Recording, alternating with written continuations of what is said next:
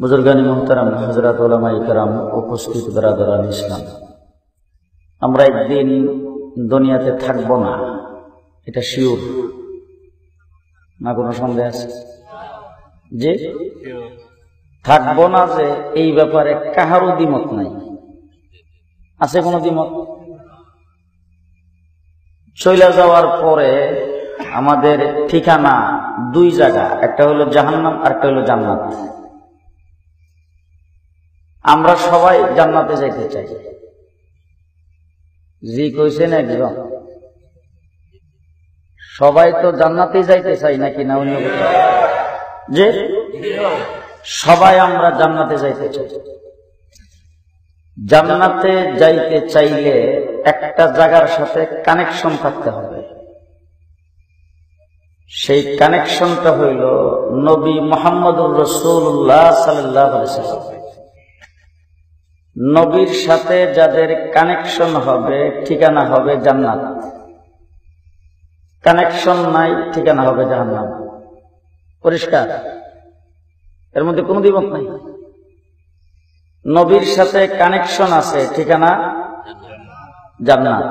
Connection নাই, ঠিকানা জাহান্নাম।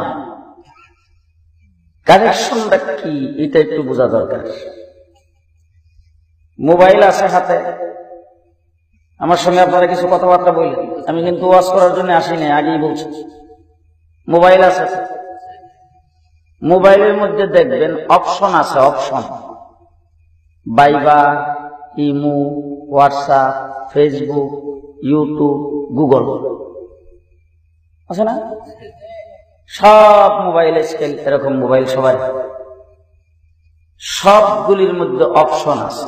ফেসবুকও আছে, ভাইবারও আছে, ইমো আছে। মিসবাহ সাহেব থাকেন ফ্রান্স, প্যারিস। আপনি এখান থেকে ওনার সঙ্গে কথা বলবেন দেখা দেখা।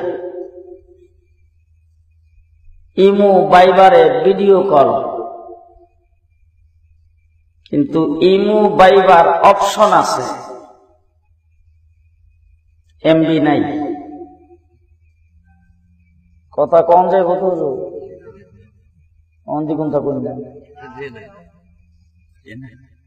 এমবি নাই। এমবি বুঝেন তো? ইন্টারনেট কানেকশন নাই। অপশন কিন্তু আছে।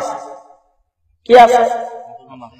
অপশন আছে, পরিষ্কার লেখা আছে, ইমো, ভাইবার, হোয়াটসঅ্যাপ, ফেসবুক, কিন্তু ইন্টারনেট কানেকশন নাই, এমবি নাই।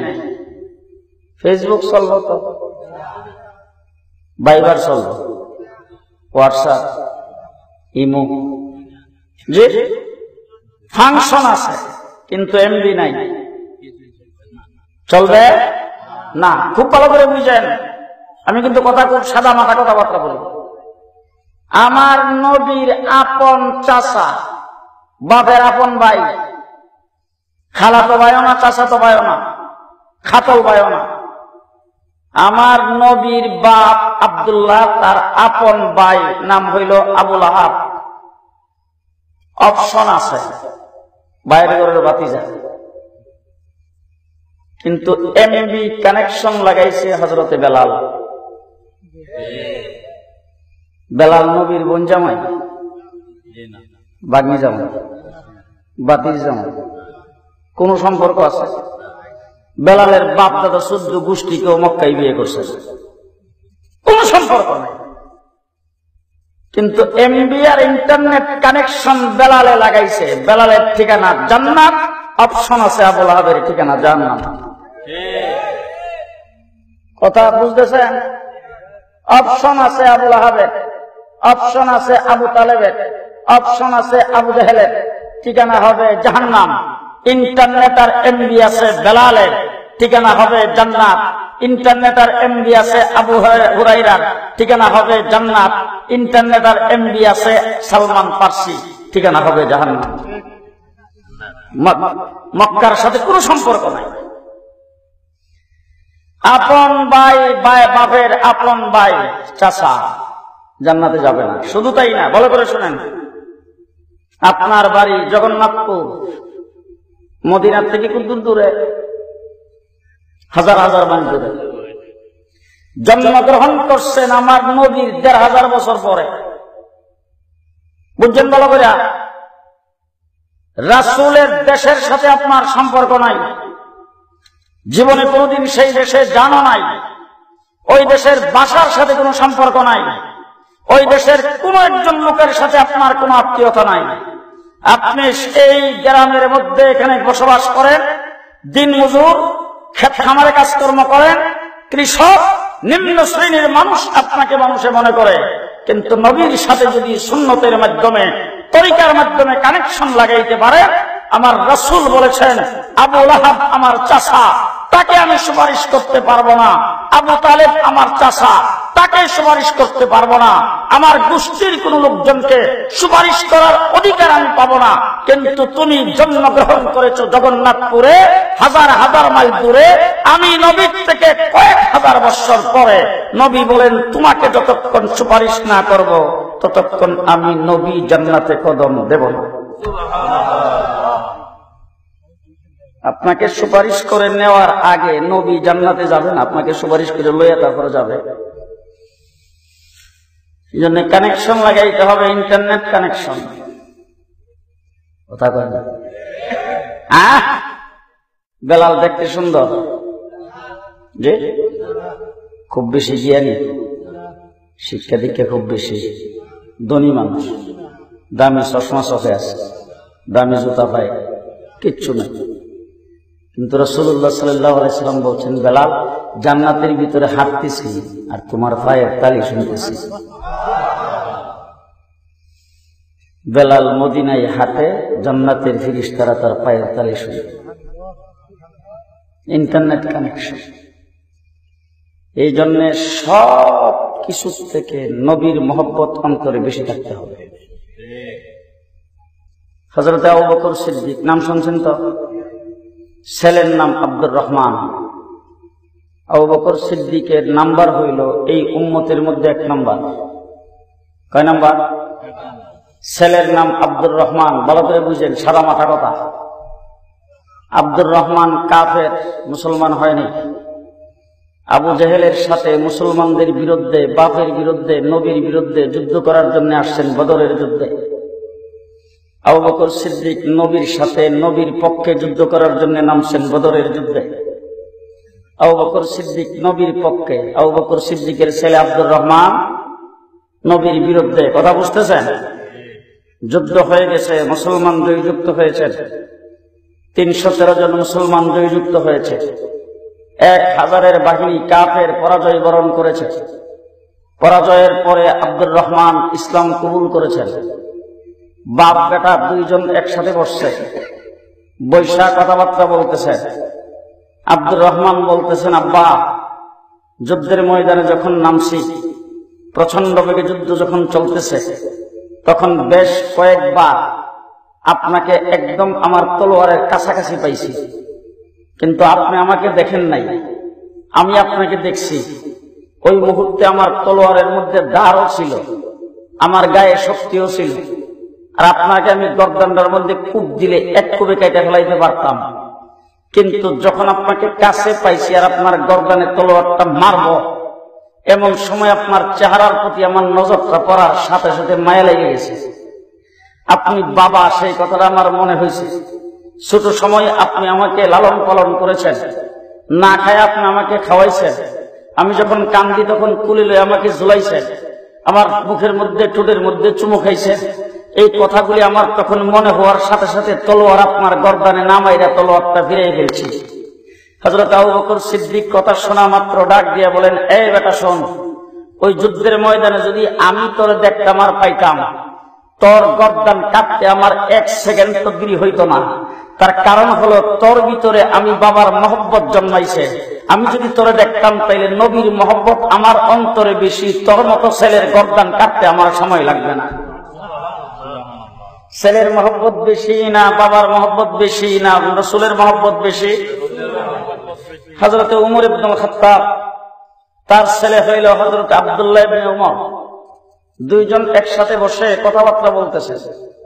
বাবাকে আব্দুল্লাহ বলতেছেন, আব্বা, আপনি একজন মুসলমান, আমিও মুসলমান, আল্লাহ পাক আমাদেরকে তৌফিক দান করেছেন, দুজনেই মুসলমান হয়েছে। আমি যদি কাফের থাকতাম আর আপনি যদি মুসলমান থাকতেন, যুদ্ধের ময়দানে আমি যদি কাফেরদের পক্ষে নামতাম আর আপনি যদি মুসলমানদের পক্ষে নামতেন, তাহলে যুদ্ধ করার সময় আমি যদি আপনাকে সামনে পাইতাম, তারপরও আপনার গর্দানের মধ্যে আমি কূপ লাগাইতে পারতাম না। তার কারণটা হলো আপনি আমার বাবা, দেখলে মায়া লাগতো এবং বাবার গর্দানের মধ্যে ছেলে হইয়া কেমনে কূপ মারি, এই জন্য আমি কিন্তু পারতাম না। কথা বলার সাথে সাথে হযরত ওমর ইবনে খাত্তাব বলে, বাবা শোন, তুই যদি কাফের হইতে আর আমি যদি মুসলমান হইতাম, যুদ্ধের ময়দানে যদি নামতাম আর তুই যদি সেই যুদ্ধে আসতে আর আমি যদি তরে পাইতাম, তোর গর্দানটা কাটতে আমার 1 সেকেন্ডও সময় লাগতো না। তার কারণ হলো তোর মতো ছেলের চাইতে নবীর মহব্বত আমার অন্তরে অনেক বেশি। নবীর মহব্বত বেশি না কম? বেশি। আমাদের দেশে মানুষ মানুষকে মহব্বত করে ভালোবাসে বেশ কিছু কারণ। এর মধ্যে একটা কারণ হলো, যদি মানুষটা খুব সুন্দর হয় তাইলে এই মানুষটারে মানুষ মহব্বত করে ভালোবাসে। কিভাবে ভালোবাসে? অচেনা মানুষ যদি হয় আর রাস্তা দিয়ে হাইটা যেতেছে খুব সুন্দর, দেখলে লোকটার দিকে তাকায় থাকে, আবার আরেকজনের কাছে ডাক দিয়া বাহ লোকটা কি সুন্দর দেখলাম, দেখলে মায়া লাগে। সুন্দর দেখলে, সুন্দরের কারণে মানুষ মানুষকে মহব্বত করে। যদি সুন্দরের কারণে মানুষ মানুষকে মহব্বত করতে হয়, তাইলে আমি আপনাদের কাছে বলতে চাই, আমার নবীর চাইতে সুন্দর এই পৃথিবীতে আল্লাহ কি জিনিস তৈরি করেছেন? যে যত নবী আল্লাহ দুনিয়াতে প্রেরণ করেছেন, ভালো করে বুঝেন, যত নবী আল্লাহ পাক দুনিয়াতে পাঠাইছে, সমস্ত নবীকে আল্লাহ পাক যেই যুগে পাঠাইছে ওই যুগের মধ্যে সবচাইতে বড় সুন্দর করে পাঠাইছে। যাদের জন্য নবী বানায় পাঠাইছে তাদের মধ্যে নবী সবচাইতে বেশি সুন্দর হয়ে আসছে। যেমন হযরত ইউসুফ আলাইহিস সালাম মিশরীদের জন্য নবী, এই জন্য মিশরের মানুষগুলি খুব সুন্দর। ইউসুফ আলাইহিস সালামকে আল্লাহ পাক এত সৌন্দর্য দিয়েছেন যে তামাম পৃথিবীর সুন্দর অর্ধেক আর একা ইউসুফ আলাইহিস সালাম অর্ধেক। তাইলে নবী যাদের জন্য নবী, তাদের মধ্যে নবী সবচাইতে বেশি সুন্দর যদি হয়ে থাকে, তাইলে আমি আপনাদের জিজ্ঞেস করতে চাই, আমার নবী কোন এলাকার নবী? জি, শুধু সারা জাহান বললে ভুল হবে। আমার নবী হইলেন আমার আল্লাহ রাব্বুল আলামিন যতটুক এরিয়ার জন্য আল্লাহ, আমার নবী ততটুক এরিয়ার জন্য নবী। তাইলে আল্লাহ পাক 1,24,000 পয়গম্বর পাঠাইছেন। 1,24,000 পয়গম্বরকে আল্লাহ পাক সুন্দর বানায় পাঠাইছে। এর মধ্যে হযরত ইউসুফ আলাইহিস সালাম সবচাইতে বেশি সুন্দর। 1,24,000 পয়গম্বরের ভিতরে ইউসুফ আলাইহিস সালাম আছে না নাই? তাহলে আমার নবী সমস্ত নবীদেরও নবী। তাইলে আমি আপনাদের জিজ্ঞেস করতে চাই, আমার নবী কি ইউসুফ আলাইহিস সালাম থেকে সুন্দর কম হইব না বেশি? জি বেশি। কেমন বেশি? আম্মা জান আয়েশা সিদ্দিকা বলেছেন, ওই জমানার মহিলারা হযরত ইউসুফ আলাইহিস সালামকে দেখতে চাইছে। ইউসুফ আলাইহিস সালামকে যখন তাদের সামনে আসছে, তাদের হাতে ছিল ফল আর ছুরি দিয়ে ফল কাইটা খাবে। ইউসুফের চেহারা এক নজর দেখা মাত্র ফলের পরিবর্তে তাদের হাতের আঙ্গুল কেটে ফেলছে। আম্মা জান আয়েশা সিদ্দিকা বলেন, ওই জমানার মহিলারা যদি আমার নবী আল্লাহ পাকের হাবিব নবী মুহাম্মদুর রাসূলুল্লাহকে এক নজর দেখতো, তাইলে হাতের আঙ্গুলই নয়, তারা কলিজা কাইটা ফেলাইতো।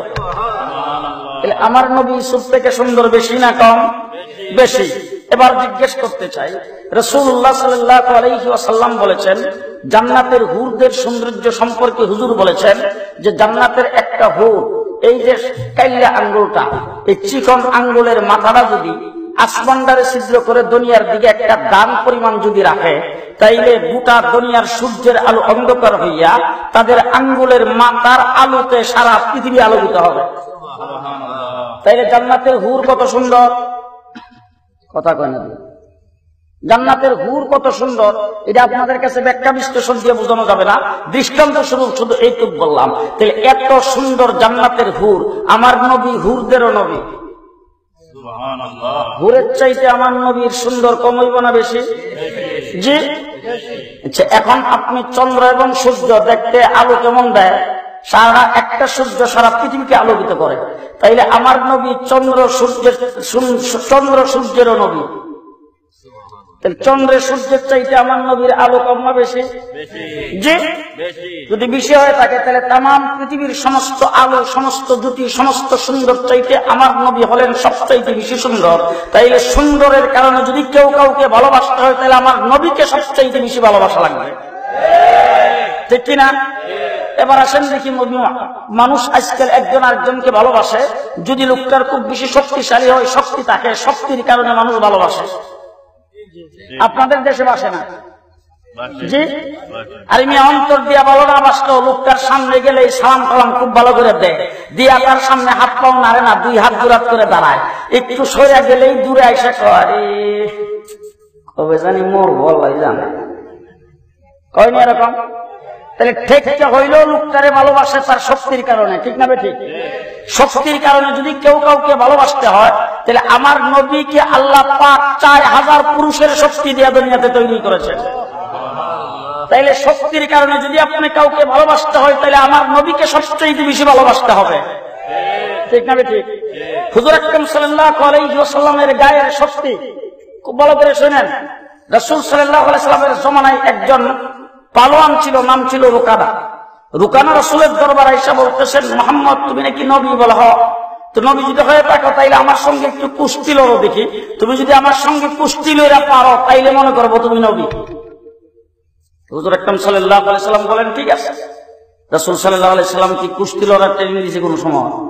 হ্যাঁ, এখন আপনাদের মসজিদের ইমাম নেবেন, ইমাম সাহেবের ইন্টারভিউ নিতেছেন, ইমাম সাহেব যদি ডাক দিয়ে বলেন তুমি যদি মসজিদের সভাপতির লোকে কুস্তি লইরা পারো তাইলে তুমি ইমাম। আচ্ছা, ইমামতির সাথে কুস্তির কোন সম্পর্ক আছে? ইমামতির সাথে সম্পর্ক হইলো সূরা কেরাত সহিহ আছে কিনা, মাসলা জানে কিনা, ঠিক না বেটি? নবুয়তির সাথে কি কুস্তির কোন সম্পর্ক আছে? রুকানা বলতেছেন তুমি কুস্তি লইরা পারলে তারপরে তুমি মনে করবো তুমি নবী। আল্লাহ নবী তো ঠিক আছে। দুইজন একসাথে ধরছে, দইরা প্রথম ধাক্কা দিয়ে ওই রুকানারে আল্লাহর নবী বিলাইয়ের মতো ফলাই দিচ্ছে। রুকানা উঠটাকে দেখো, পৃথিবী বিখ্যাত বড় বড় মানে কুস্তিগিরদের সাথে, পালোয়ানদের সাথে লয়রা অভ্যাস তো, এর লেগে তোমার সঙ্গে যে বালা করে ধরতে হবে এটা মনেই করছি না। দ্বিতীয়বার যদি আরেকবার চান্স দেও তাইলে একটু দেখতে পারি। আল্লাহ নবী তো ঠিক আছে, ঠিক আছে। দ্বিতীয়বার ধরছে, দইরা ধাক্কা দিয়ে ইঁদুরের মতো ফলাই দিচ্ছে। এখনো আসলে মনেই করছি না যে তুমি তোমার লগে পারতাম না, লেগে ভালো করে ধরছি না, আরেকবার চান্স। হুজুর তো ঠিক আছে। এখন আপনি দেখেন ওই যে ইন্টারনেটে, তারপর টেলিভিশনে ওই কুস্তি লড়নাদেরকে কুস্তি লড়া যে দেখায় আর কি, তখন দেখেন যে একজন আরেকজন ধরে আর মারে, ওই সময় কিন্তু লুট করে, লুট বুঝেন তো, এরকম ভালো করে লুটটুট করে এরপরে ধরছে। ধরার পরে আল্লাহর নবী জোর খাড়াইতে হয় নাই, কিচ্ছু করে নাই, হুজুর লুটটুটও করে নাই, এক ধাক্কা দিয়ে ফেলে ফেলাই দিছে। ফালাই দেওয়ার পরে জীবনে অনেকের সঙ্গে কুস্তি লড়লাম, কিন্তু আসলে কুস্তিগির না, এটার থেকে বড় জাদুগির আর কেউ নাই। তাইলে এখন শক্তির দিক থেকে যদি কাউকে ভালোবাসতে হয় তাইলে আমার নবী ভালোবাসা পাইতে পারে কিনা? জি, পাইতে পারে। এবার দেখেন আমাদের দেশে অনেক লোককে অনেকে ভালোবাসে, যেই লোকটা বিলকিবাজি বেশি করতে পারে আর একটা অলৌকিক ঘটনা কিছু দেখায় ফেলতে পারে। ময়মনসিংহ গেলাম এক জায়গায়, যাই দেখলাম যে বিরাট বড় উরুস। তো উরুসের জিজ্ঞেস করলাম যে এখানে কোন পীর সাহেব? হুজুর এখানে একজন পীর আছে, সবসময় মুখ আর মাথা রুমাল দিয়ে বাঁধা রাখে। আমি জিজ্ঞেস করলাম মুখ আর মাথা বাঁধা রাখে কেন? একজন আমার আসতে করে হুজুর পীরের দাড়ি নাই। পীর সাহেবের দাড়ি নাই। আচ্ছা, পীর সাহেবের যে দাড়ি নাই, এই ফির হইলো কেমনে? আর তার এখানে এরকম ভাবে গরু ছাগল লইয়া হাজার হাজার মানুষ কেমনে আইলো? এরপরে আমার এক লোক কইতেছে, হুজুর একটা মহিলা একটা গাবিয়া ছিল, ওই গাবিটারে মহিলা খুব শখ করে পালছে। গাবিটা ছিল গাবিন, কয়েকদিন পরে এই বাচ্চা দিবে। হঠাৎ করে এই গাবিনটা মারা গেছে। মারা যাওয়ার পরে পিসাব এই রাস্তা দিয়ে হাইটা যাইতেছে, লোকজনে যায় পিসাব রেখে, হুজুর দেখেন দেখি এই গাবিটা মারা গেছে, এই মহিলার সম্পদ হয়েছিল এই গাবিটা। আই ফাই ফাই হুজুরের গাবিটা মরে গেছে, এই মহিলাটা কানতে কানতে শেষ। ওই পিসাব দেয় সেটা গাবির ফিদের মধ্যে থাপ্পড় দিয়ে যেই কইছে উঠ, গাবির টাকা রয়েছে। আসল ব্যাপারটা জানি, ব্যাপারটা হইলো গাবি মরে নাই, এটার দমসাই ফাঁসিল এমনি ঘুরে আসছিল আর কি। তারপর দিছে পরে লাভ দিয়ে উঠে গেছে, কথা বুঝে আসছে। এখন এই বিশ্বাসের কেরামত দেখছে, দেখতে সবাই তার বীর মানতে শুরু করছে। কথা বুঝেন না? এরকম অলৌকিক ঘটনা, জাদু মন্ত্র বিভিন্ন কিছু দিয়ে যদি কেউ দেখাইতে পারে, তাকেও মানুষ ভালোবাসে, বাসে কিনা? তাহলে এই দিক থেকে যদি আপনি চিন্তা করেন, তাহলে আমার নবী মুহাম্মদুর রাসূলুল্লাহ সাল্লাল্লাহু আলাইহি সাল্লামের কাছে আবু জেহেল এসে বলতেছেন, ভাতিজা ওই যে একটা গাছ দেখা যায়, এই গাছটা যদি তোমার নবুয়তির সাক্ষী দেয়, গাছটার জবান খোলে যদি তুমি নবুয়তির সাক্ষীটা দেওয়াইতে পারো, তাইলে মনে করবো আমি তুমি নবী। হুজুর আকরাম সাল্লাল্লাহু আলাইহি সাল্লাম জিজ্ঞেস করতেছেন, চাচা গাছটা কি জায়গা থেকে সাক্ষী দিলে হইব নাকি আমার কাছে এসে দিতে হইব? আবু জেহেল একটু, ভাতিজা আমি তো জায়গা থেকে সাক্ষী দেওয়ার কথাই ভাবছিলাম, তুমি যখন আরো মনে করাইছো কাছে এসে দেওয়ার কথা, কাছে এসে দিলে তো ভালোই হয়, খারাপ না। রাসূল সাল্লাল্লাহু আলাইহি সাল্লাম এইভাবে আঙ্গুল দিয়ে ইশারা দিছে, ইশারা দেওয়ার সাথে সাথে গাছ মাটি সহ রাসূলের সামনে আইসা কালিমা পড়তে শুরু করছে। আবু জাহেল রাসূলের দরবারে এসে বললেন, ভাতিজা বলো তো দেখি আমার মুডের ভিতরে কি আছে, মুডের ভিতরে যেটা আছে তুমি যদি এটা বলতে পারো তাইলে মনে করবো তুমি নবী। রাসূল সাল্লাল্লাহু আলাইহি ওয়াসাল্লাম ডাক দিয়ে কয়, চাচা মুডের ভিতরে কি আছে হিডা আমি না বললা, মুডের ভিতরে যেটা আছে হিডেও যদি কয়ে দেয় তাইলে কেমন হয়?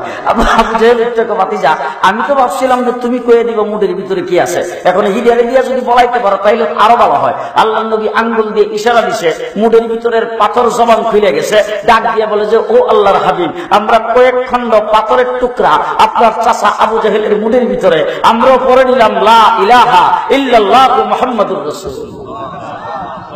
হুজুর আকরাম সাল্লাল্লাহু আলাইহি সাল্লাম বসা পূর্ণিমার চন্দ্রীর রাত্রি 14 তারিখে আল্লাহর নবীকে আয়েশা আবু জাহেল ডাক দিয়ে কয়, ভাতিজা একটা অলৌকিক ঘটনা যদি দেখাও তাইলে মনে করব তুমি নবী। রাসূল সাল্লাল্লাহু আলাইহি সাল্লাম জিজ্ঞেস করছেন, চাচা ঘটনাটা কি জমিনে দেখাবো না আসমানও?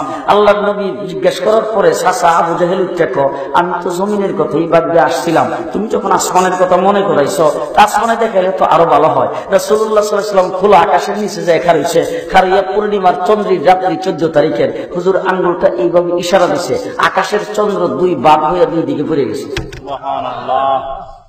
মুহাম্মদুর রাসূলুল্লাহ সাল্লাল্লাহু আলাইহি ওয়াসাল্লামের কাছে হযরতে আলী আয়েশা বলছেন, চোখের মধ্যে ব্যথা, হুজুর মুখ থেকে থুথু বাইর করে আলীর চোখের মধ্যে ঘষা দিয়েছে, চোখ ভালো হয়ে গেছে। আমার নবী হিজরতের রাত্রিতে গেছেন উম্মে মাবাদ নামে একজন মানুষের ঘরে, একজন মহিলা, সেখানে যাই রাসূল বলতেছেন, উম্মে মাবাদ একটা বকরি যদি দিতা দুধ দহন করে খাইতাম। উম্মে মাবাদ উঠতে দেখো দুধ দহনের মতো কোনো বকরি অর্থাৎ দুধ আছে, দুধ দেয় এমন কোন বকরি আমার ঘরে নাই। আল্লাহ নবী ডাক দেখো, ওই যে একটা বকরি দেখা যায় সামনে, বকরি চিনেন তো, ছাগল, ওই ছাগলটা যে দেখা যায় এটার যদি একটু দেও দুধ দহন করার তুমি এজাজত দিলে, অনুমতি দিলে এটার থেকে দুধ দহন করি। উম্মে মাবাদ উঠতে এটা বাচ্চা দেওয়ার বয়স হয় নাই, জীবনে কোনোদিন গাভিন হয় নাই, এটার থেকে তুমি দুধ দহন করবা কিভাবে? আল্লাহ নবীকে দেও না দেখে অনুমতি দেখি না, উম্মে মাবাদ বকরিদের দইরা রাসূলের কাছে নিয়ে আসছে। হুজুর আকরাম সাল্লাল্লাহু আলাইহি সাল্লাম উলানের মধ্যে হাত দিছে, দেওয়ার সাথে সাথে উলানটা দুধে ভরপুর হয়ে গেছে, এটা জীবনে কোনোদিন বাচ্চাও দেয় নাই, গাভিন হয় নাই। উলান দুধে ভরপুর হয়ে যাওয়ার পরে রাসূল উম্মে মাবাদের ডাক দেখো, বালতি নিয়ে আসো। বালতি একটা নিয়ে আসছে, দুধ দহন করে বইরা দিয়া আরেকটা নিয়ে আসো, আরেকটা নিয়ে আসছে, হীরা বইরা দিয়া আরেকটা নিয়ে আসো, আরেকটা নিয়ে আসছে। এইভাবে একের পর এক আনতে আনতে উম্মে মাবাদ ডাক দেখো, দুধ আর দহন করেন না, ঘরে দুধ রাখবার জায়গা নাই। মুহাম্মদুর রাসূলুল্লাহ সাল্লাল্লাহু আলাইহি ওয়াসাল্লাম, আমার ভাইরা রাসূল সাল্লাল্লাহু আলাইহি ওয়াসাল্লামকে ভালোবাসার জিনিসগুলি বলতেছি। আজকাল দিলকে দেখাইতে পারলে, অলৌকিক কিছু দেখাইতে পারলেই মনে করে যে হ্যাঁ করে একবারে কামেল হয়ে গেছে। আমার নবী সাল্লাল্লাহু আলাইহি ওয়াসাল্লাম, আমার রাসূল সাল্লাল্লাহু আলাইহি ওয়াসাল্লাম হুজুর আকরাম সাল্লাল্লাহু আলাইহি ওয়াসাল্লামের কাছে সাহাবায়ে কেরাম এসে বলতেছে, ও আল্লাহর নবী, আমরা তো যুদ্ধের ময়দানে যুদ্ধে লিপ্ত ছিলাম, হঠাৎ করে সূর্যের অস্ত চলে গেছে, আমরা আসরের নামাজ পড়তে পারি নাই। হাই হাই হুজুর, আমাদের আসরের নামাজের কি হবে? রাসূলুল্লাহ সাল্লাল্লাহু আলাইহি ওয়াসাল্লাম পশ্চিম দিকে তাকায়া এইভাবে আঙ্গুল দিয়ে ইশারা দিছে, সূর্যটা আকাশে উঠিয়া এই আসরের নামাজের টাইমে চলে আসছে। মুহাম্মদুর রাসূলুল্লাহ সাল্লাল্লাহু আলাইহি ওয়াসাল্লামের এই সমস্ত মুজিজা যদি বলতে থাকি সারা রাত্রি বলতে থাকবো, সারা রাত্রি বলতে পারবো। আমার নবী সাল্লাল্লাহু আলাইহি ওয়াসাল্লাম মসজিদ নববীতে খুতবা দিতেছেন, সাহাবায়ে কেরাম জুমার নামাজ পড়তে গেছে, যাইয়া মুসল্লিদের মধ্যে থেকে একজন দাঁড়াইছে, দাঁড়ায় আল্লাহর নবীর ডাক দেখো, ও আল্লাহর হাবিব, আমাদের মদিনাতে বৃষ্টি নাই, হুজুর বৃষ্টির জন্য আমাদের খেজুরের গাছগুলি শুকিয়ে যাইতেছে, আর আমাদের বেড়া বকরি উটগুলির আমরা পানি ঠিক মতন পান করাইতে পারি না, হুজুর এইগুলিও পানির পিপাসায় সারাদিন খালি বেবে করে, হুজুর যদি আল্লাহর দরবারে একটু সুপারিশ যদি করতেন, আল্লাহ যেন বৃষ্টি দেয়। হুজুর আকরাম সাল্লাল্লাহু আলাইহি সাল্লাম রেজায়া মদিনার মুসলমানরা কি কইছে, হুজুর আপনি তাড়াতাড়ি বৃষ্টি দেন, আমাদের বৃষ্টি নাই। কথা বুঝছেন বলো কিরা? এরা কি যাইয়া হুজুরের কাছে চাইছে না হুজুরে কইছে হুজুরের আল্লাহর কাছে কোয়ার জন্য? কথা কন না দি জি। এখন আমাদের দেশের লোকেরা শাহজালালের কাছে যায় চায়, শাহজালালের কাছে যায় চাওয়ার জিনিস না শাহজালাল আল্লাহর কাছে চাওয়ার জিনিস?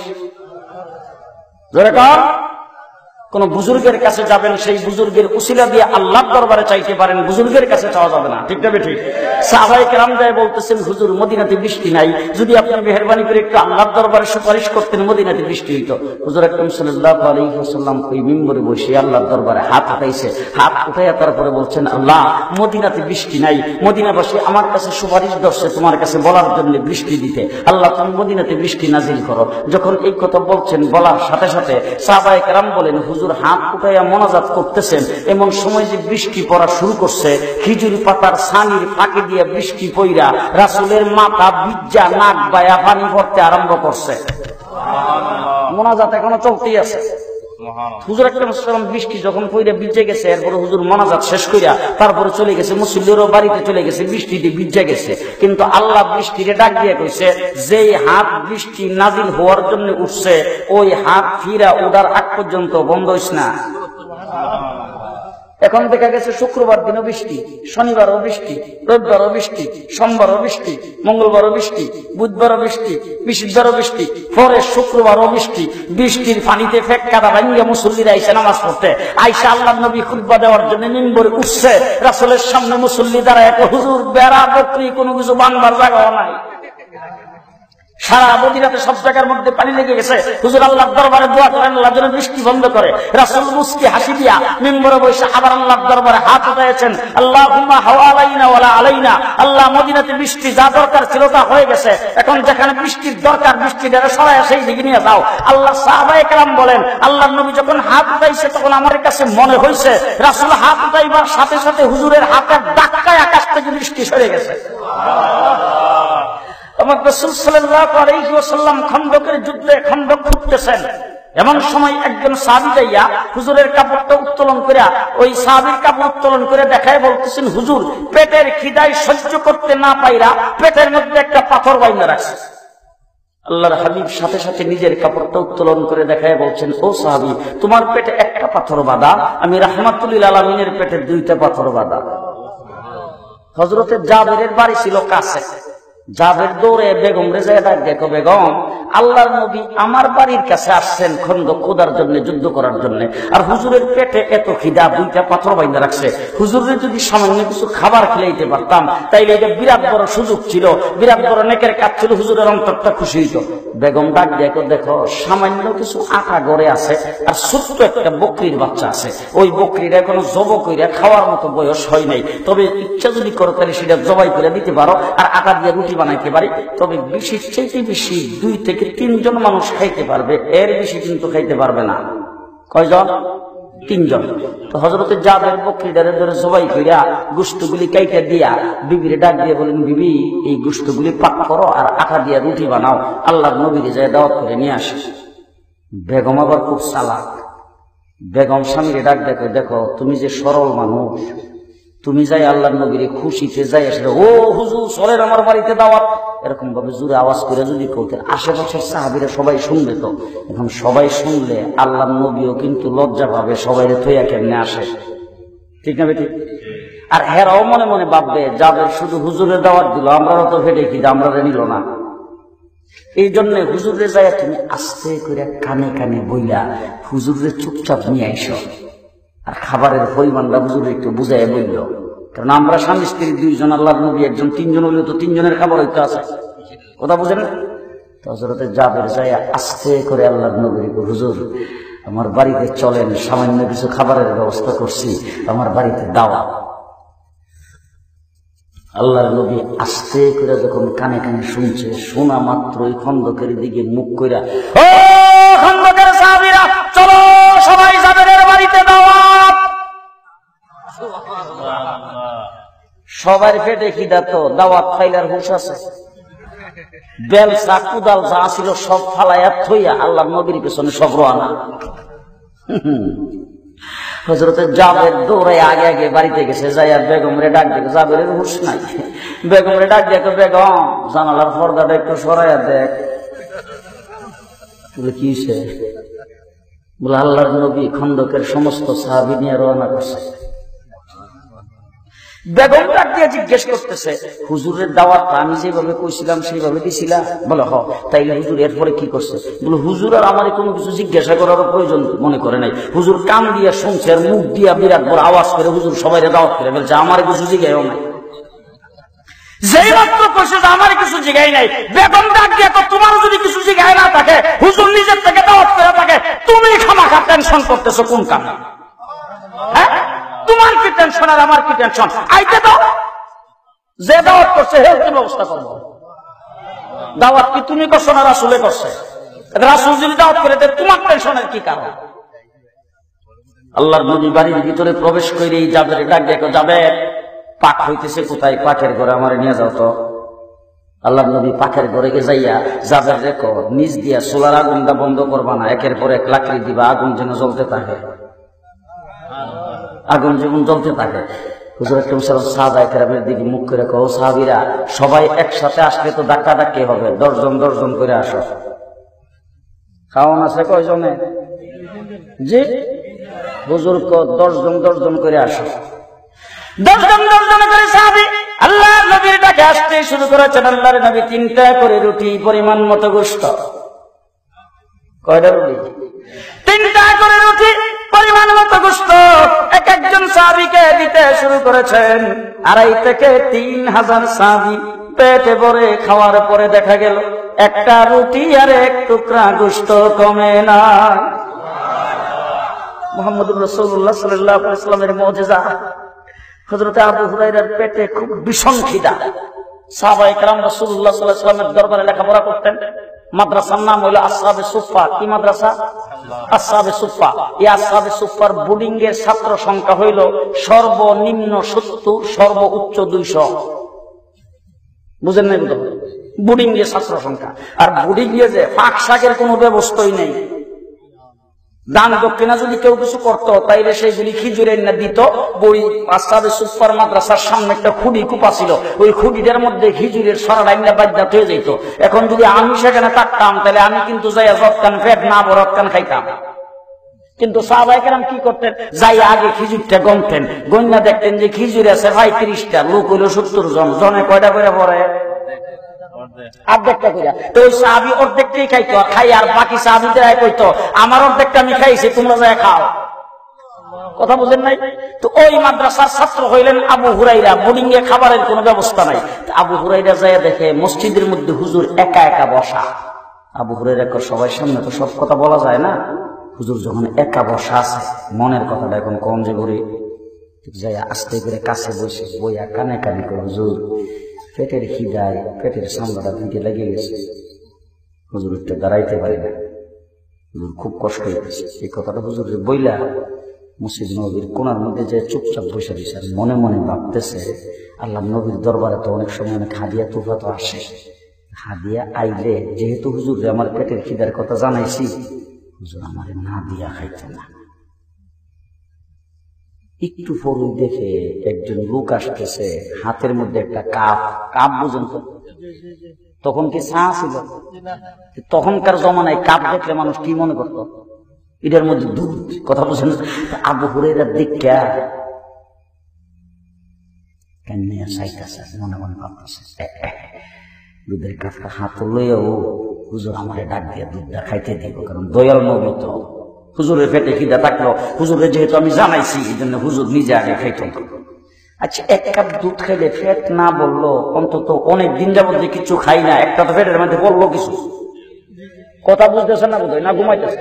একটা তো পেটের মধ্যে কিছু বললো। আচ্ছা, 1 কাপ দুধ খাইলে আর কি হবে? সামান্য কিছু হইলো তো একটা কিছু খাইলাম। কাপটা হুজুর হাতে লইয়া ডাক দিছে, আবু হুরায়রা। আবু হুরায়রা তো খুশিতে আগে থেকে তো ভাবতেছে, বুঝুন না, খুশিতে যায় লাব্বাইকা সাদাইকা ইয়া রাসূলুল্লাহ। আল্লাহর নবী ডাক দিয়া কয়, মাদ্রাসার বোর্ডিং এ গন্যা আসো তো কয়জন ছাত্র? দুধ কুদ্দু। আবু হুরায়রা মন টন খারাপ করে যাইতেছে আর মনে মনে ভাবতেছে, কি রে 1 কাপ দুধ হুজুর দি মাদ্রাসার ছাত্র গণার জন্য পাঠাইছে। ঘটনা কি? হুজুর কেবল লটারি দেন এটা বলে কেডা খাইতে পারে দেখি। হযরত আবু হুরায়রা গণ্যা এসে হুজুর 70 জন। কয়জন? 70 জন।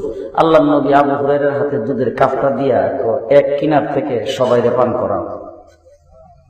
আবু হুরায়রা দুধের কাপ লয়ে যাইতেছে আর মনে মনে ভাবতেছে সবারই তো ফেটে খিদা, একজনে টান দিলি তো শেষ। আর পাশের লোকটা যে ছায়া থাকবে হিডার লাগে লজ্জায় ফিরে যদি কাপের তলার মধ্যে একটু রাখে, 2 জন খালি তো পুরা শেষ হইছে। আমার তো আর তো 68 জন তো বাকি, আমার তো ফাল্লা 70 পরে। বুঝতেছেন না কারণ? হযরত আবু হুরায়রা বলেন এক কিনার থেকে পান করানো শুরু করে দিলাম। 70 জন সাহাবী মনের ইচ্ছা মতো পান করার পরে কাপের দিকে তাকায় দেখি 1 ফোঁটা দুধ কমে নাই। হুজুরের কাছে ফেরত নিয়ে আসছে। ফেরত নিয়ে এসে হুজুরের হাতে কাপটা দেওয়ার পরে আল্লাহ নবী ডাক দিয়ে জিজ্ঞেস করে, আবু হুরায়রা সবাই পান করছে? বলে, জি হুজুর। তুমি পান করছো? বলে, হুজুর আপনি তো সবাইরে পান করাইতে কইছেন, আমারে পান করার কথা কোন নাই। আল্লাহ নবী আবু হুরায়রার হাতে দুধের কাপ দিয়ে এখন তুমি পান করো। এখন আবু হুরায়রা যেমন খিদা তেমন টান, বুঝলেন না? কারণ এক তো ফেটে খিদা, আর তার সামনে যে 70 জনে পান করলো এর খিদা বাড়ছে না কমছে? কথা কয় না? আপনার যদি পেটে খিদা থাকে আর যদি যায় দেখেন কোনখানে মানুষ খাইতেছে, দেখলে খিদা বাড়ে না কমে? হ্যাঁ, আবু হুরায়রা যেমন খিদা তেমন টান, মনের ইচ্ছা মতো পান করে রাসূলের দরবারে ফেরত নিয়ে গেছে। হুজুর ডাক দিয়ে বলে, আবু হুরায়রা আরো খা। দ্বিতীয়বার আবার পান করে আবু হুরায়রা রাসূলের দরবারে ফেরত নিয়ে গেছে। হুজুর ডাক দিয়ে বলেন, আরো খা। তৃতীয়বার পান করে আবু হুরায়রা রাসূলের দরবারে ফেরত নিয়ে যাওয়ার পরে হুজুর ডাক দিয়ে বলেন, আবু হুরায়রা আরো খা। হযরত আবু হুরায়রা বলে, হুজুর গলা পর্যন্ত হয়ে গেছে, আমার আর পেটে জায়গা নাই। কিন্তু আবু হুরায়রা বলেন, 70 জন সাহাবী পেট ভরে পান করেছেন, আমি 3 বার পান করে দুধের দিকে তাকায়া দেখলাম কাপের 1 ফোঁটা দুধ কমে না। অলৌকিক ঘটনা যদি দেখতে যদি কাউকে ভালোবাসতে চান তাহলে আমার নবী কি ভালোবাসা পাইতে পারে?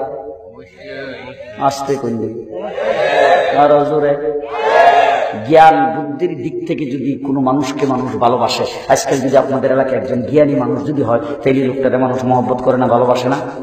দোকানে শাসলে বিভিন্ন জায়গায় বসে বলে না যে আল্লাহ আমাদের ইউনিয়নের মধ্যে আমাদের গ্রামের মধ্যে একটা লোক দিছে, ও একবার অলরাউন্ডার, সব দিক দিয়ে জ্ঞানী। কয়নি এরকম? যদি জ্ঞানের দিক দিয়ে কাউকে মানুষকে ভালোবেসে থাকে তাইলে রাসূলুল্লাহ সাল্লাল্লাহু আলাইহি ওয়াসাল্লামকে জ্ঞান দিয়েছেন আল্লাহ। আল্লাহ পাক বলেন, ও আমার হাবিব 1,24,000 পয়গম্বরকে যত জ্ঞান দিয়েছিলাম, যত ইলম দিয়েছিলাম, যত বিদ্যা দিয়েছিলাম সবগুলি একত্রিত করে আমি আল্লাহ পাক আপনাকে দান করেছি। এবং হুজুর আকরাম সাল্লাল্লাহু আলাইহি ওয়াসাল্লাম নিজে বলেছেন, উতিতু উলুমাল আউয়ালিন ওয়াল আখিরিন, আল্লাহ পাক আমাকে আউয়াল এবং আখিরের ইলম দান করেছেন। হুজুর আকরাম সাল্লাল্লাহু আলাইহি ওয়াসাল্লাম বলেছেন, আল্লামানি রাব্বি, আল্লাহ পাক আমাকে ইলম শিক্ষা দিয়েছেন। হুজুর আকরাম সাল্লাল্লাহু আলাইহি ওয়াসাল্লাম বলেছেন, আদাবানি রাব্বি আহসানা তা'দীবি, আল্লাহ পাক আমাকে আদব শিক্ষা দিয়েছেন, আমাকে আখলাক শিক্ষা দিয়েছেন। তাইলে আল্লাহ পাক হলেন শিক্ষক, রাসূল হলেন ছাত্র, রাসূল ছাত্র হইয়া আল্লাহর দরবার থেকে শিখেছেন। আমার আল্লাহ রাব্বুল আলামিন যে অপরিসীম, আল্লাহ রাব্বুল আলামিন যে জ্ঞানের ভান্ডার নিয়ে আসেন, সেই ভান্ডার থেকে আমার নবী মুহাম্মদুর রাসূলুল্লাহ সাল্লাল্লাহু আলাইহি ওয়াসাল্লামকে আল্লাহ পাক যে জ্ঞান দান করেছেন, তামাম পৃথিবীর সমস্ত নবী রাসূল আর সমস্ত আলেম উলামা, সমস্ত জ্ঞানী বৈজ্ঞানিক দার্শনিক সবগুলিকে একত্রিত করে সকলের জ্ঞান যদি এক পাল্লায় উঠানো হয়, আমার নবীর জ্ঞানের সমান হবে না।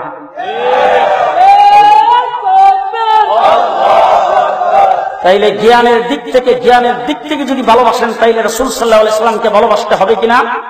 ভালোবাসতে হবে কিনা?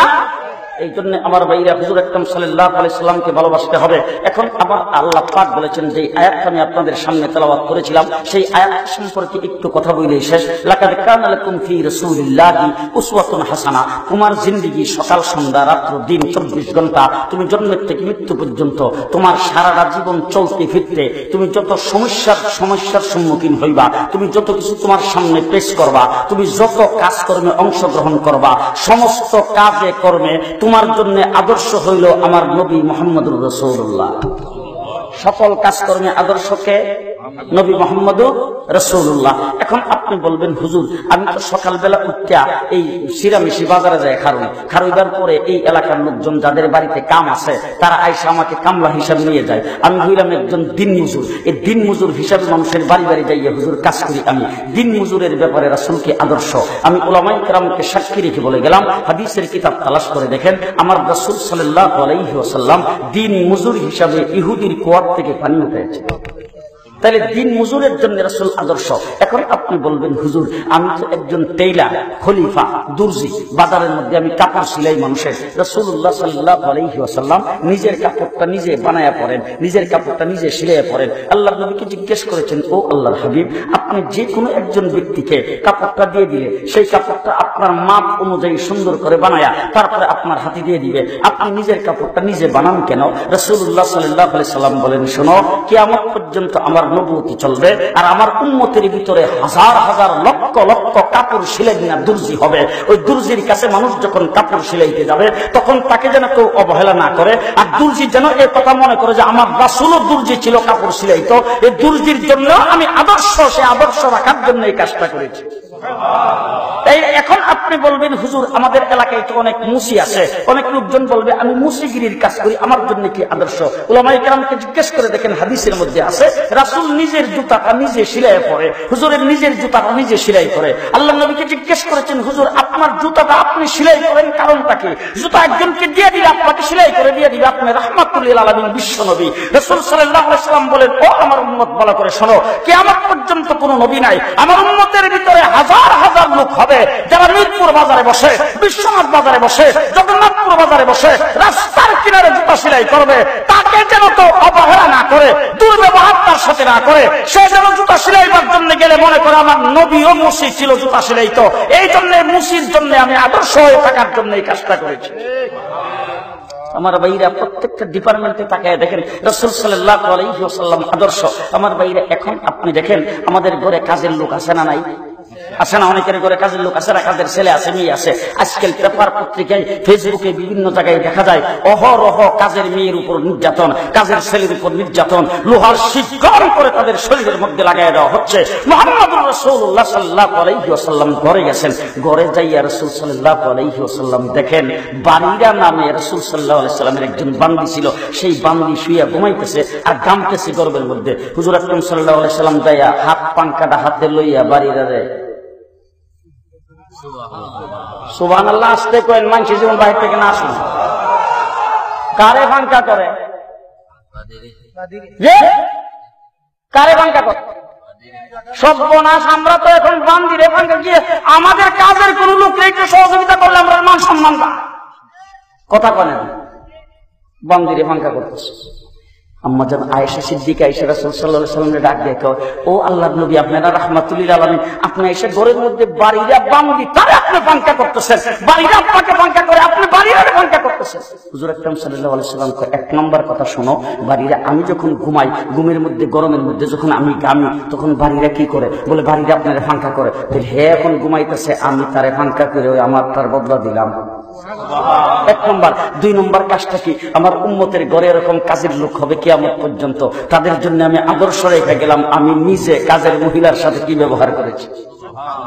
তাইলে সাধারণত কাজের মহিলার জন্য রাসূল আদর্শ। আমার বাইরে এরকম প্রত্যেকটা ডিপার্টমেন্টে যাবেন হুজুর আকরাম সাল্লাল্লাহু আলাইহি ওয়াসাল্লাম আদর্শ। আপনি এখন বলবেন যে হুজুর আমি তো এলাকার একজন বড় মাতবর, এই হুজুর তো জীবনও সর্দারি করছে না, সর্দারের জন্য তো হুজুর আদর্শ। আমি এই হুজুর যেহেতু এসে বসে গেছে, এই হুজুরেরকে সাক্ষী রেখে এই শেষ কথাটা আমি আপনাদেরকে বলতে চাই।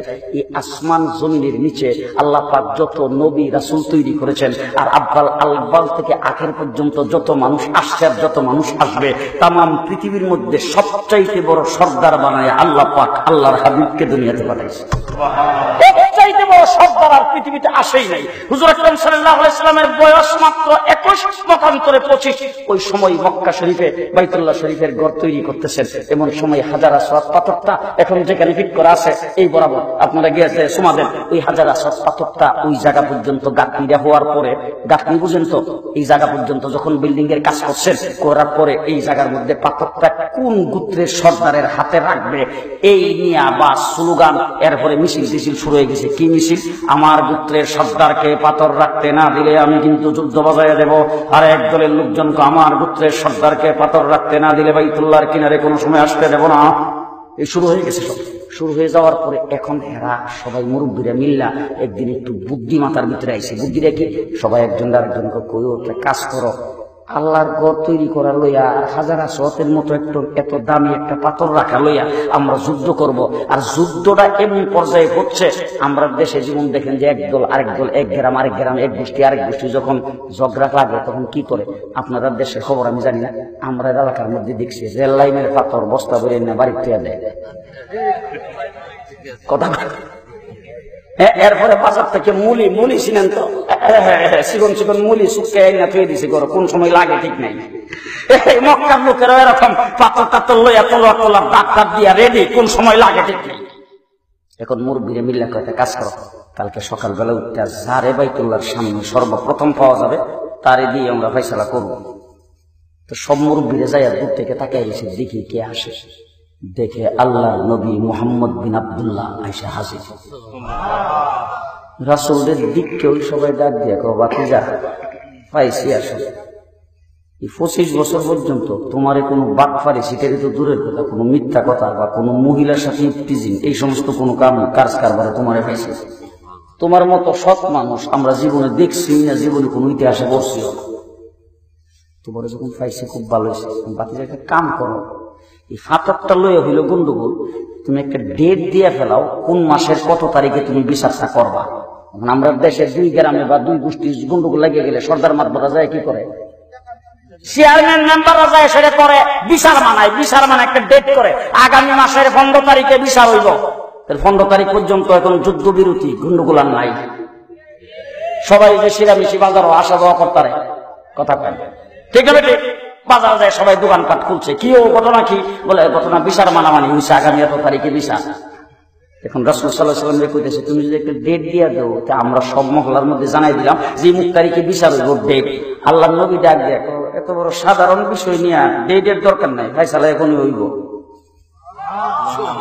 যখন এই কথা কইছে তখন এরা সর্দাররা একজন আরেকজন দিকে তাকায় কয় রে লোকটা তো পাইছিলাম ঠিক, কিন্তু জীবনে যে সর্দারি করছে না, এই যে দেখো কারবারটা। এত বড় একটা ঘটনা আমরা যুদ্ধ করবার লাগে তৈরি, আর এত যে এখনই ফয়সালা হইব।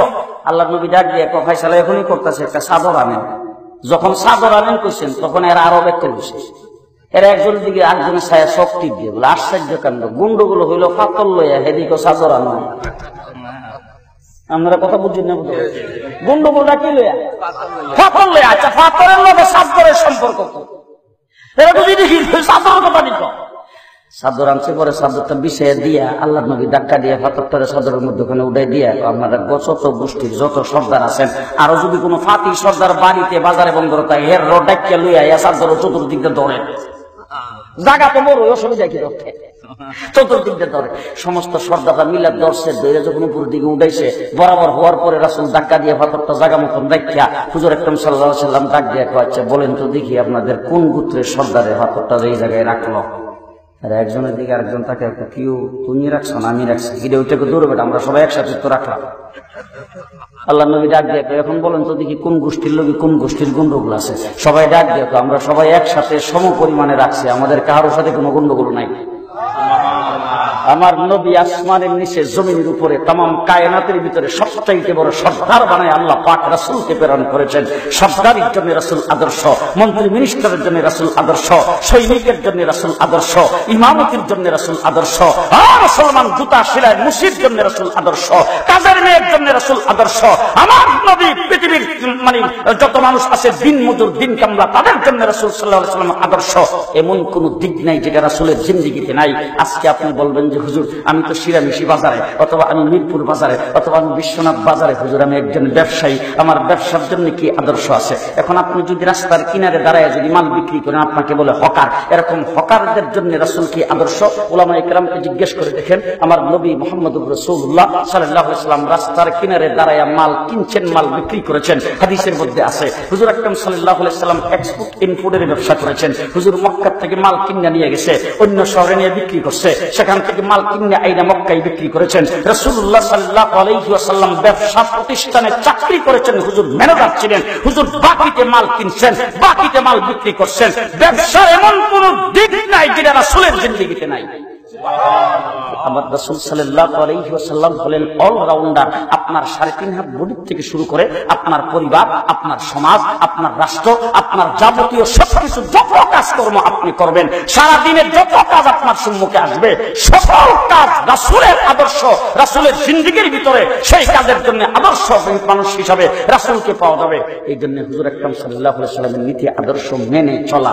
আমার ভাইরা, গত বেশ কয়েক বছর আগে হঠাৎ করে এক বাসার মধ্যে যাই বসছি, মাগরিবের পরে বসছি, বলে দেখি টেলিভিশন ছাড়া।